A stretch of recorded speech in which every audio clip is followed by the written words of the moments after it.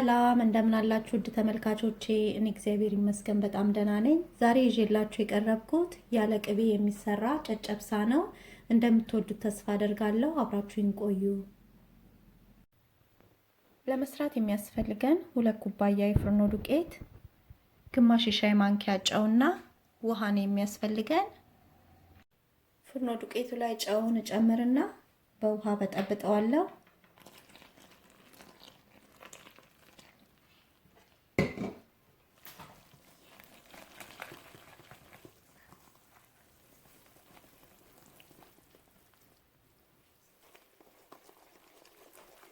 ሁለት ኩባያ ከግማሽ ውሃ ነው የተጠቀምኩት።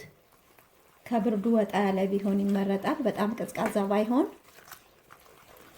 እና በደንብ አድርጌ እበጠብጠዋለሁ።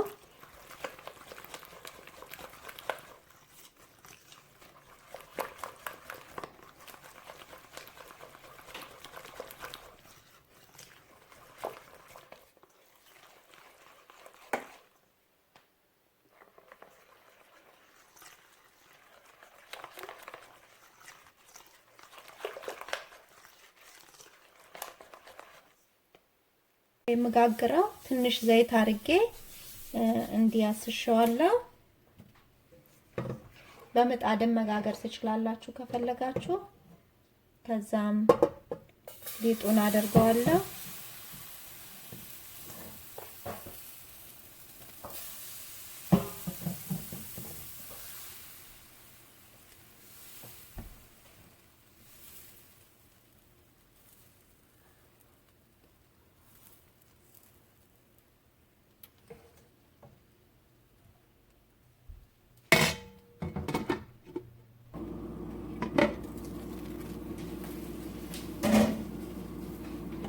ገለብጠዋለሁ።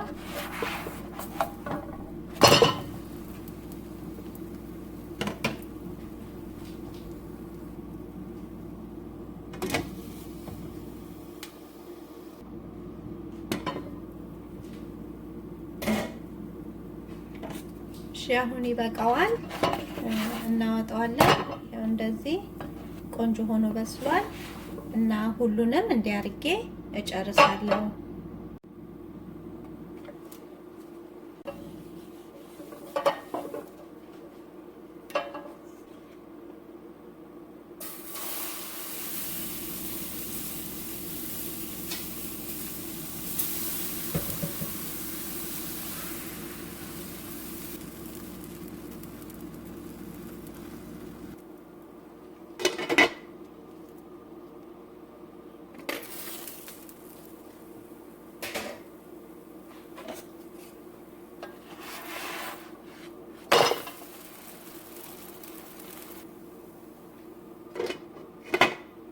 ጋግሬ ከጨረስኩ በኋላ ቂጣውን እንደዚህ አነሳ አነሳ አርጌ ቆራርሸዋለሁ።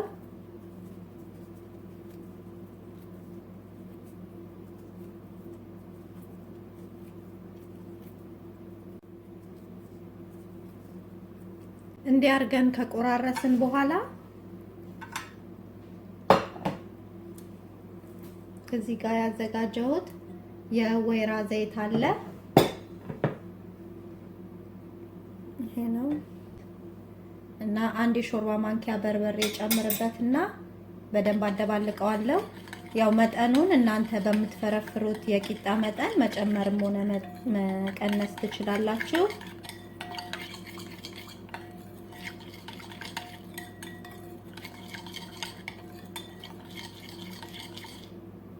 እንዲያርጌ ካደባለኩ በኋላ ቂጣውን እጨምረዋለሁ።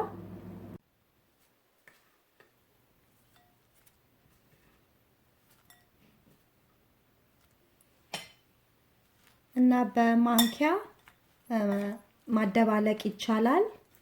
በእጅ ሲታሽ ግን በጣም ጥሩ ጣዕም ነው የሚኖረው እና እኔ በእጄ በደንብ አድርጌ አሸዋለሁ።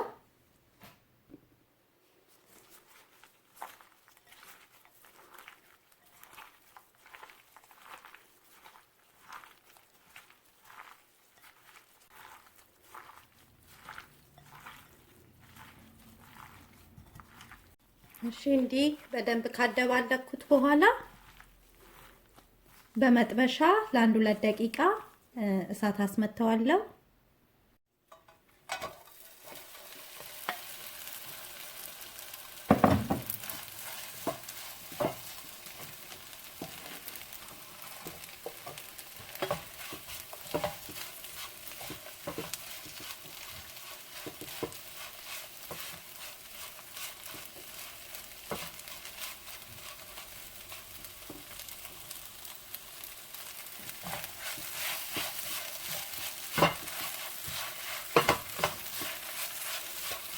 እና ብዙም አላቆየውም 1-2 ደቂቃ ነው ሞቅ እንዲል።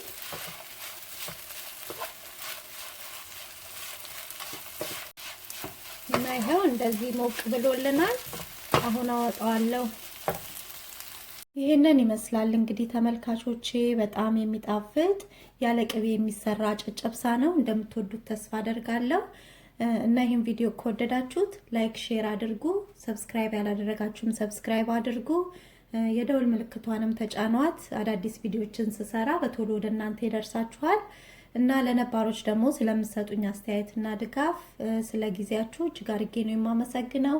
በሌላ ቪዲዮ እስከምንገናኝ እግዚአብሔር ሰላም በያላችሁበት ይብዛላችሁ። ቻው።